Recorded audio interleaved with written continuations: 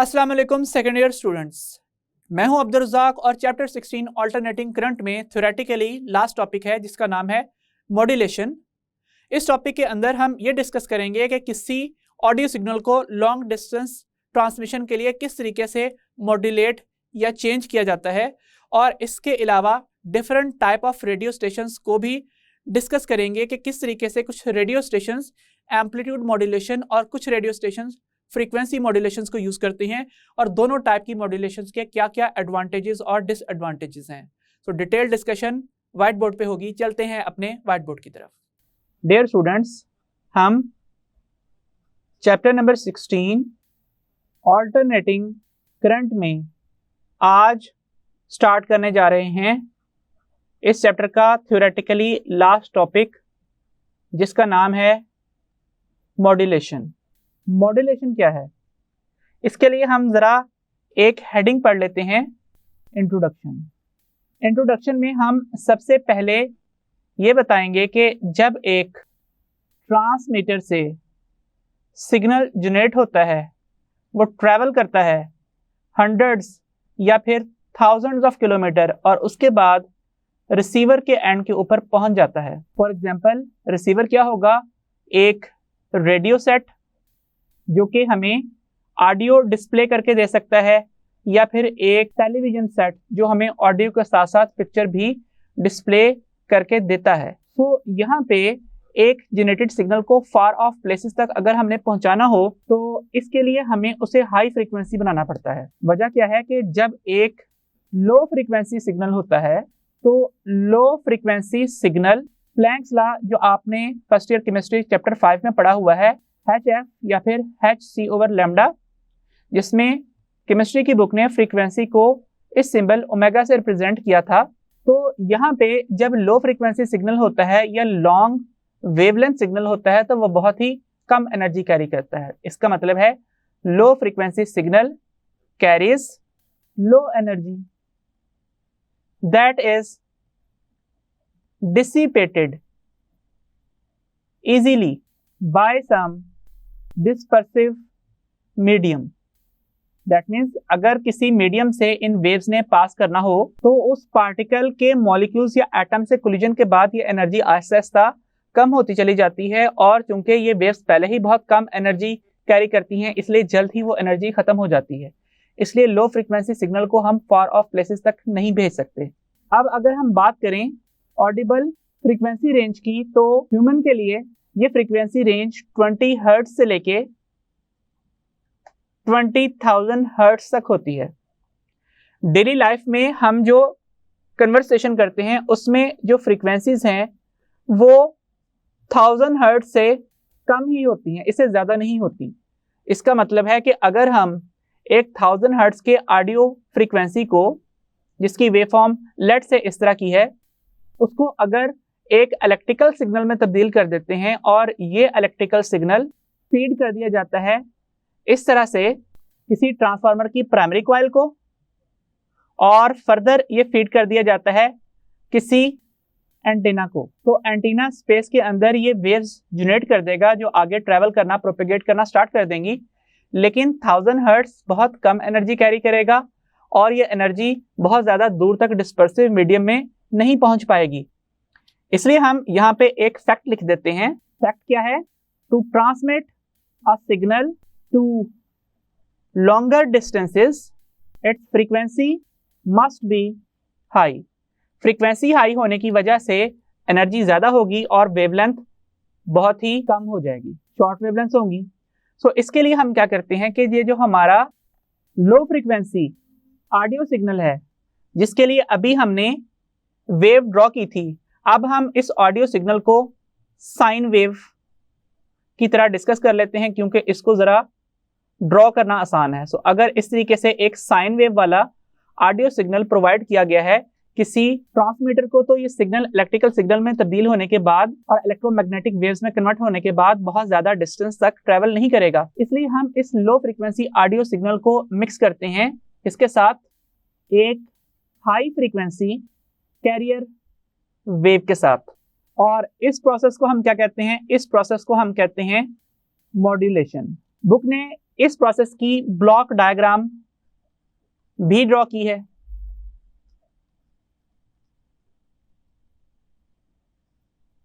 सबसे पहले यहां पे एक ब्लॉक ड्रॉ किया गया है जिसके साथ अटैच है एक माइक्रोफोन।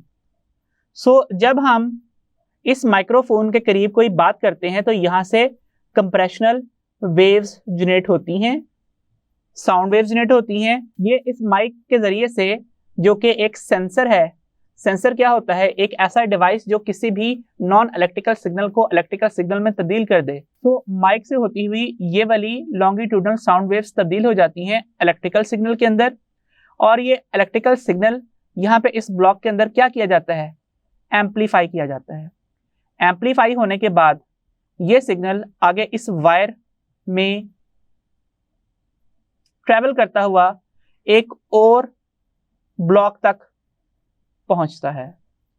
इस ब्लॉक का नाम क्या है? इस ब्लॉक का नाम है मॉड्यूलेटर। मॉड्यूलेटर का काम क्या है? दो वेव्स को मिक्स करना।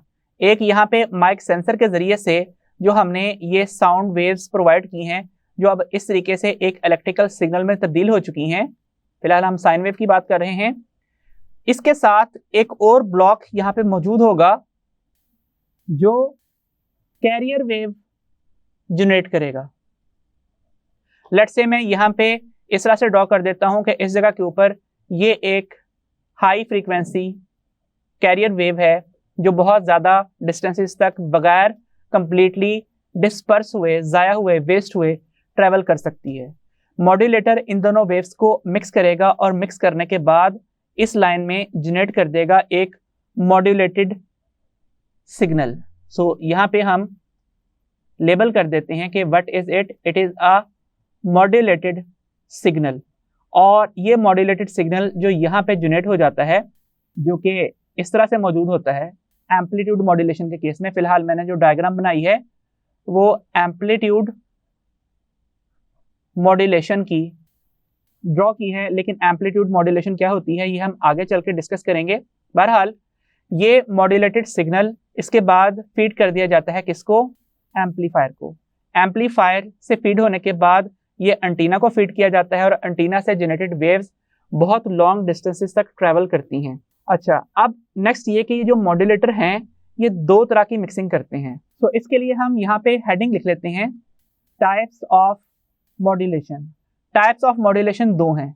नंबर 1 है एम्पलीट्यूड मॉड्यूलेशन जिसकी एब्रीवेशन AM है, और नेक्स्ट है फ्रीक्वेंसी मॉड्यूलेशन जिसकी रिप्रेजेंटेशन FM की एब्रीविएशन से की जाती है। अब हम सबसे पहले यहाँ पे डिटेल डिस्कस करेंगे किसकी? एम्पलीट्यूड मॉड्यूलेशन की। एम्पलीट्यूड मॉड्यूलेशन क्या होती है? If amplitude of modulated signal increases or decreases with increment or decrement of audio signal. That means modulation के बाद जो वेव बनती है, मॉड्यूलेटेड वेव बनती है जिसे एंटीना में फीड किया जाना है, अगर उसका एम्पलीट्यूड जो ऑडियो सिग्नल है जो इलेक्ट्रिकल सिग्नल में कन्वर्ट हो चुका है उसके एम्पलीट्यूड के साथ इंक्रीज या डिक्रीज करता है, तो इस सूरत में इस मॉड्यूलेशन को क्या कहते हैं? एम्पलीट्यूड मॉड्यूलेशन कहते हैं। So then such type of modulation is called amplitude modulation. अब हम जरा इसको डायग्रामेटिकली अंडरस्टैंड कर लेते हैं। सो डियर स्टूडेंट्स, हम यहाँ पे इस तरीके से ग्राफ ड्रॉ करने लगे हैं। सबसे पहले हमने यहाँ पे वो लाइंस ड्रॉ की हैं जिनके दरमियान में हमने ग्राफ ड्रॉ करना है। हम इस तरह की 3 लाइंस के सेट यहाँ पे प्लेस करेंगे। तो अब यहाँ पे जो सबसे पहले हम वेव ड्रॉ करेंगे वो वेव कौन सी होगी? वो होगी कैरियर वेव। नेक्स्ट जो वेव हम ड्रॉ कर रहे हैं that is low frequency audio signal, और उसके बाद जो लास्ट में यहाँ पे वेव ड्रॉ होगी वो होगी किसकी, मॉड्यूलेटेड सिग्नल की। सो हम यहाँ पे सबसे पहले कैरियर वेव ड्रॉ कर लेते हैं इस तरह से। सो ये है हमारी कैरियर वेव। अब इसके क्रस्ट और ट्रफ रिप्रेजेंट कर देते हैं। इलेक्ट्रिक कंपोनेंट ड्रॉ किया जा रहा है, सिर्फ मैग्नेटिक कंपोनेंट हम फिलहाल ड्रॉ नहीं कर रहे, लेकिन जाहिर बात है वो एग्जिस्ट करता है। अगर इलेक्ट्रिक फील्ड की ऑसिलेशंस इस प्लेन ऑफ बोर्ड या पेपर के साथ है तो मैग्नेटिक फील्ड की जो ऑसिलेशंस हैं वो इससे परपेंडिकुलर हैं, वो टुवर्ड्स अस हैं एंड अवे फ्रॉम अस हैं। तो this is carrier wave of high frequency signal. इस पूरी वेव का एम्पलीट्यूड कांस्टेंट है।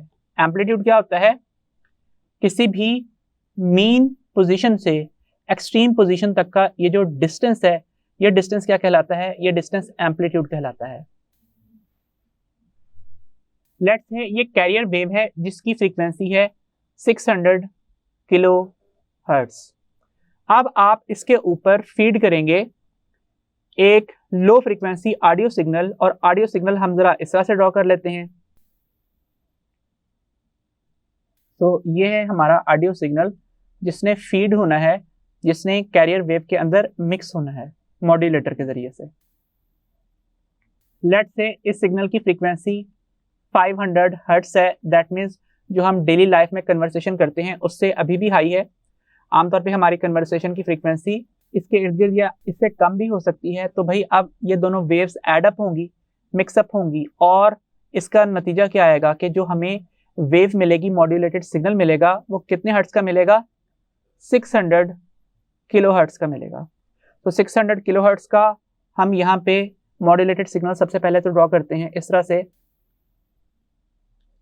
अब यहाँ पे ये जो ब्लैक कलर से मैंने लाइंस ड्रॉ की हैं, ये इसका इनिशियल एम्पलीट्यूड था, कैरियर वेव का एम्पलीट्यूड था।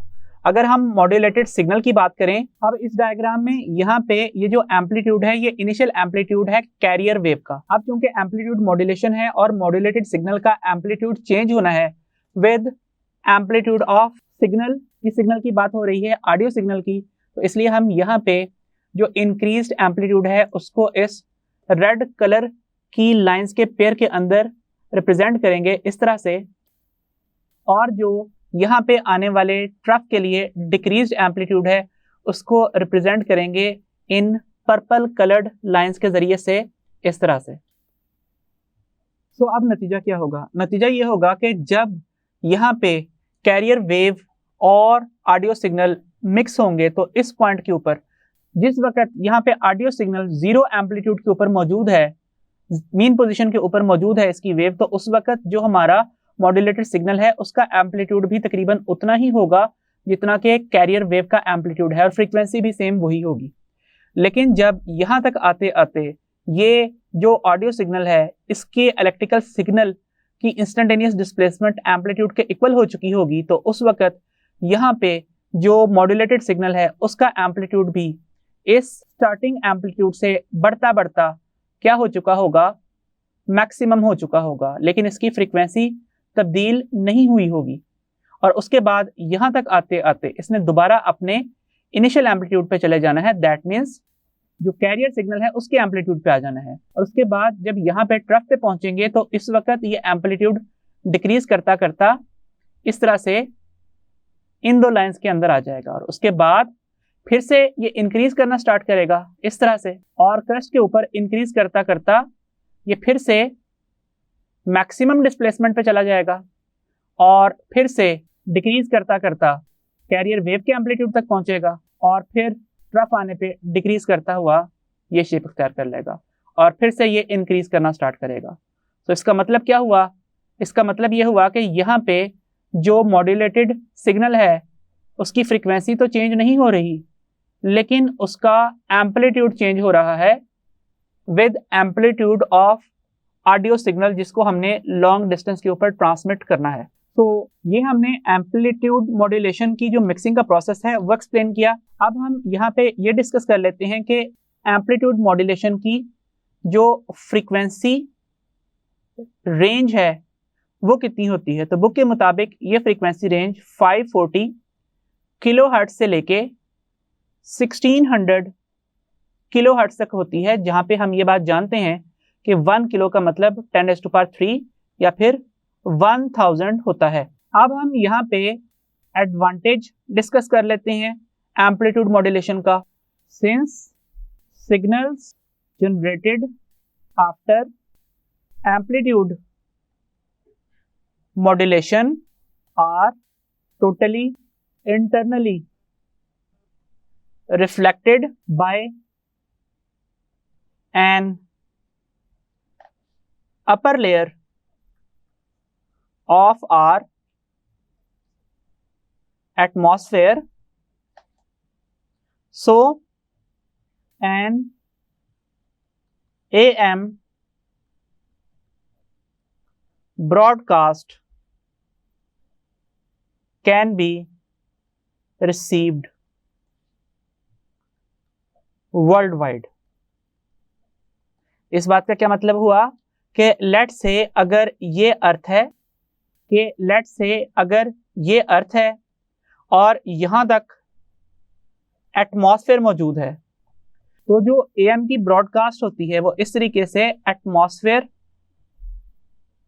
के जरिए से टोटली इंटरनली रिफ्लेक्ट होती हुई अराउंड द ग्लोब रिसीव की जा सकती है। सो इसी वजह से जो इंटरनेशनल रेडियो स्टेशंस हैं जैसे कि बीबीसी की ब्रॉडकास्ट वो वर्ल्ड वाइड रेडियो सेट्स के ऊपर ट्यून की जा सकती है, उन रेडियो सेट्स के ऊपर जो कि एएम फ्रीक्वेंसीज के ऊपर डिज़ाइन किए जाते हैं। इसके बाद हम बात कर लेते हैं इसकी डिसएडवांटेज की। इसकी डिसएडवांटेज ये है कि ये लो फ्रीक्वेंसी रखता है as compared with FM. FM का टॉपिक हमने नेक्स्ट हेडिंग में डिस्कस करना है, लेकिन चूंकि जो एएम है उसकी फ्रीक्वेंसी एफएम से लोअर होती है, इस वजह से जो एनर्जी ये कैरी करता है वो भी इस रिलेशन के मुताबिक बहुत ही कम होती है। इसलिए जो ऑडियो क्वालिटी है एक एएम की वो एफएम से कम होती है। इसके बाद हम चलते हैं नेक्स्ट टाइप ऑफ मॉड्यूलेशन की तरफ, जिसका नाम है फ्रीक्वेंसी मॉड्यूलेशन। फ्रीक्वेंसी मॉड्यूलेशन क्या है? When frequency of the modulated signal varies with the amplitude of audio signal, such type of modulation is called frequency modulation। इसको अंडरस्टैंड करने के लिए हम जरा डायग्राम दोबारा से डिस्कस कर लेते हैं कि लेट से सबसे पहले है कैरियर वेव, और कैरियर वेव की फ्रीक्वेंसी है लेट से 100 मेगाहर्ट्ज। हम ये बात जानते हैं कि जो मेगा है इसका मतलब होता है मिलियन या 10⁻⁶ के इक्विवेलेंट होता है। अब जब यहाँ पे इस कैरियर वेव में ऑडियो सिग्नल लोड होना है, मिक्सअप होना है, तो नतीजा क्या होना है कि अब वेव का एम्पलीट्यूड चेंज नहीं होगा, अब सिर्फ इसकी फ्रीक्वेंसी तब्दील होगी। ये किस तरह से होगा? लेट से हम ये कहते हैं कि यहाँ पे जो ये कैरियर वेव है इसकी वेवलेंथ यहाँ से लेके यहाँ तक है और मिड पॉइंट तक यहाँ तक इसकी हाफ वेवलेंथ बनती है। लेकिन जैसे ही यहाँ पे एम्पलीट्यूड प्लस में जाएगा, दैट मीन्स क्रस्ट आएगा, तो उस वक्त यहाँ पे जो सिग्नल है उसकी फ्रीक्वेंसी हाई हो जाएगी, और जब ट्रफ आएगा तो वहाँ पे इसकी जो फ्रीक्वेंसी है वो लो हो जाएगी। तो सबसे पहले तो हम वही वाले पॉइंट्स ड्रॉ कर लेते हैं जिससे हमें वेवलेंथ का पता चल सके कि वेवलेंथ कैरियर वेव की कितनी है।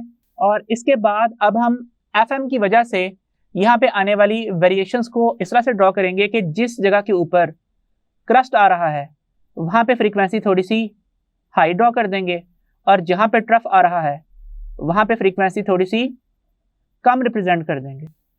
तो इस तरीके से अब जो यहाँ पे सिग्नल बनेगा उसकी वेव फॉर्म कुछ इस किस्म की होगी। तो अब जो यहाँ पे मॉड्यूलेटेड सिग्नल बनेगा उसकी वेव फॉर्म कुछ इस तरह से रिप्रेजेंट होगी।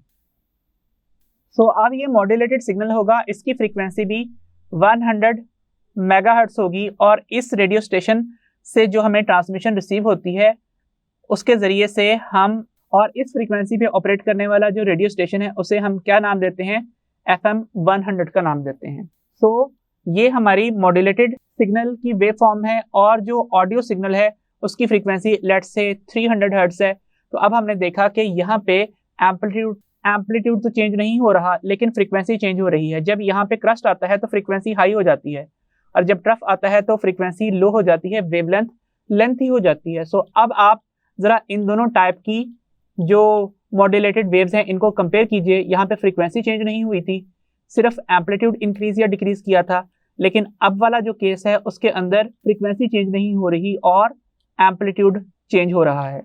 तो अब अगर यहाँ पे हम फ्रीक्वेंसी रेंज रखें इस मॉड्यूलेटेड सिग्नल में, जहाँ पे फ्रीक्वेंसी हाई है उसको बुक ने H से रिप्रेजेंट किया है, जहाँ पे नॉर्मल है उसे F0 से, और जहाँ पे लो है उसे L से रिप्रेजेंट किया है।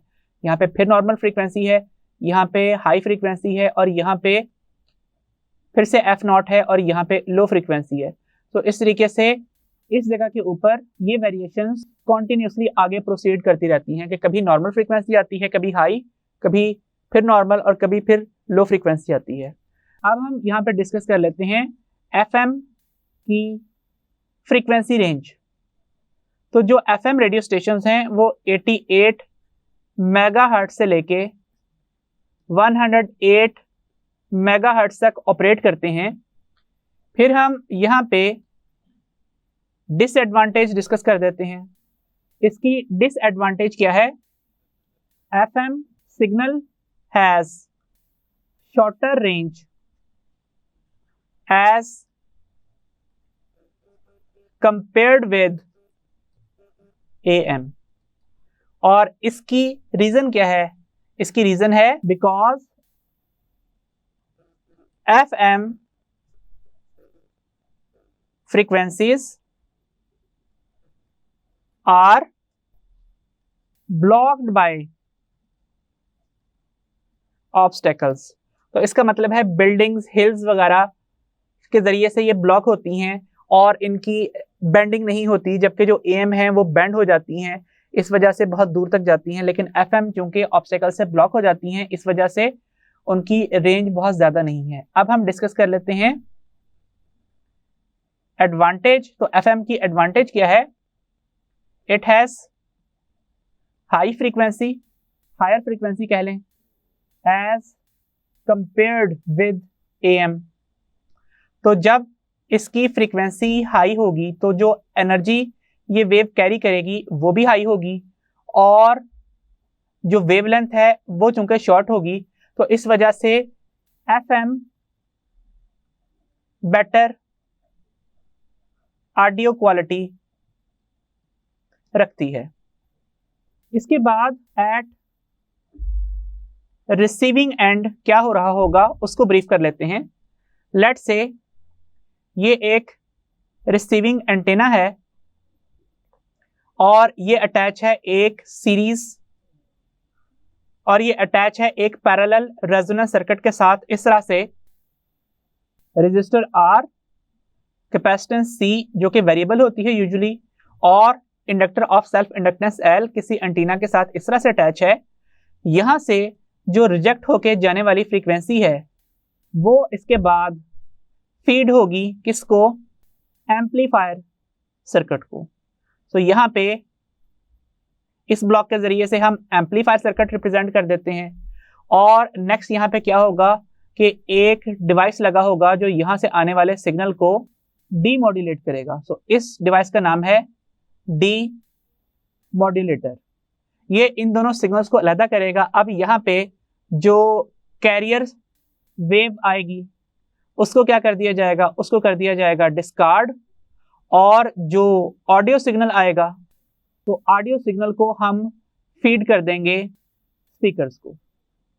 तो इस तरीके से यहाँ पे हमें रिसीविंग एंड के ऊपर एक सर्टेन रेडियो स्टेशन की जो ऑडियो है वो मिल जाएगी। बाकी तमाम जो वायरलेस डिवाइसेस हैं वो भी सेम इसी प्रिंसिपल पे काम करते हैं, जैसे कि टीवीज या फिर मोबाइल फोन्स, वो सब सेम इसी प्रिंसिपल के ऊपर काम कर रहे होते हैं कि रिसीविंग एंड के ऊपर एक फ्रीक्वेंसी एम्पलीफाई होती है और उसके बाद डीमॉड्यूलेटर के जरिए से कैरियर वेव वेस्ट कर दी जाती है और ऑडियो सिग्नल या किसी भी और तरह के सिग्नल को रिक्वायर्ड सर्किट में फीड कर दिया जाता है। अब हम अपने आज के इस टॉपिक से रिलेटेड चंद एमसीक्यूज डिस्कस कर लेते हैं। पहला एमसीक्यू है, what is range of frequencies for radio signal generated after amplitude modulation. तो इसके लिए हमने अभी पढ़ा कि 540 से 1600 किलोहर्ट्ज तक की रेंज यूज होती है। नेक्स्ट एमसीक्यू है, what is range of frequencies for radio signal generated after frequency modulation. तो फ्रीक्वेंसी मॉड्यूलेशन 88 मेगाहर्ट्ज से 108 मेगाहर्ट्ज तक ऑपरेट करती है, इसलिए एफएम रेडियो स्टेशन एफएम 88 से लेके एफएम 108 तक एग्जिस्ट करते हैं। और अगर आप किसी रीजन में एफएम की ट्रांसमिशन रिसीव कर रहे हैं तो इसका मतलब है कि कोई ट्रांसमिशन स्टेशन भी आपके करीब ही है, क्योंकि एफएम रेडियो वेव्स बहुत ज्यादा दूर तक नहीं पहुंच पाती due to blocking by obstacles. Next MCQ है, which of the following statements is true for amplitude modulation. तो इसकी करेक्ट ऑप्शन है, it has longer range as compare to FM. Wider bandwidth क्यों नहीं? इसकी वजह यह है कि अगर हम बैंडविड्थ देखें एएम वेव्स की, तो ये बैंडविड्थ कितनी है? It is 1060 kilohertz, that means 1.060 into 10⁻³ और किलो की जगह पे भी 10⁻³ पुट कर दें, इससे 1.060 इंटू 10⁻6 हर्ट्ज या फिर 1.060 मेगाहर्ट्ज आंसर होगा। जबकि फ्रीक्वेंसी मॉड्यूलेशन के लिए बैंडविड्थ अगर हम यहाँ पे फाइंड आउट करें तो इसका आंसर कितना आएगा? ये आएगा 20 मेगाहर्ट्ज। तो जाहिर बात है एफएम की बैंडविड्थ एएम की बैंडविड्थ से ज़्यादा है, सो इसलिए ये ऑप्शन नहीं है। और नॉइज लेवल की कोई इन्फॉर्मेशन हमारी बुक ने नहीं दी, इसलिए हम इसके बारे में कोई खास इन्फॉर्मेशन यहाँ पे नहीं रखते, तो ऑब्वियसली ये कोई करेक्ट ऑप्शन नहीं होगी। नेक्स्ट है, which of the following statements is true for frequency modulation. तो इसकी करेक्ट ऑप्शन है, it has better audio quality as compare to AM. और इसकी वजह क्या है कि इसकी फ्रीक्वेंसी जो है वो हायर होती है एम्पलीट्यूड मॉड्यूलेटेड सिग्नल की निस्बत, क्योंकि E is equal to HF Planck's law के मुताबिक energy carried by a wave packet की इक्वेशन है। तो यहाँ तक हमने आज के टॉपिक से रिलेटेड एमसीक्यूज कंप्लीट किए। आई होप आपको समझ में आ गए होंगे। डियर स्टूडेंट्स, आज के लेक्चर में हमने चैप्टर 16 अल्टरनेटिंग करंट का थ्योरेटिकल पार्ट कंप्लीट किया। अंटिल द नेक्स्ट टाइम, खुदा हाफिज।